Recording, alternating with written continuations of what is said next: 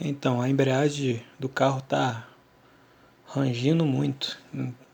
Aí meu pai vai descobrir aonde é o problema.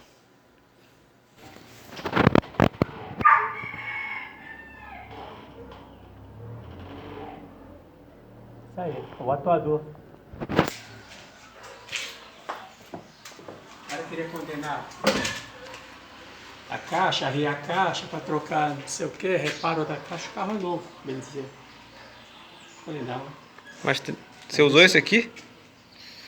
Você usou... Não sei nem o nome, é o que o médico usa. Pra saber, ó, do coração. Mas você colocou onde? Esse barulho aí. Aí você colocou onde? Você colocou aonde? Aqui, ó.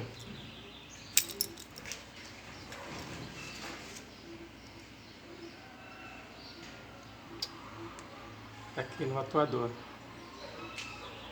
Atuador do embreagem. Vou clarear ali. Aí esse rangido aí da embreagem. Ali, do atuador, trocar ele.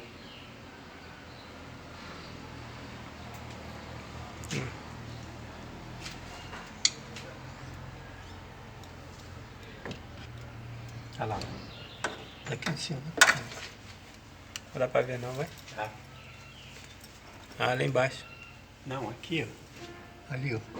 Ali, ó. Tá vendo aquele caninho preto ali? Olha aí pra cima, mais pra cima. Não, mais pra onde está o celular lá. Tá vendo o caninho preto lá? Essa peça ali. Não, chega mais pra lá. Vai.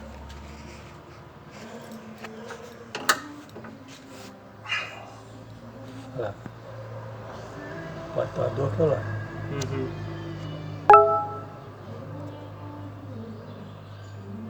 Você colocou o negócio ali. Coloquei no corpo dele, ó. O atuador da embreagem. Aquela peça preta lá. Ela vem pra cá e entra aqui na caixa de embreagem. Entendeu? Aquele caninho lá é do óleo de freio, ó. Do óleo de freio. Então, é ele que tá rangindo, fazendo esse rangido aí. É, o Francisco, doutor do carro. Doutor Francisco. Doutor Francisco. Se puder, dá uma ajuda aí, se inscreva no canal. E isso aí, conseguimos achar o problema.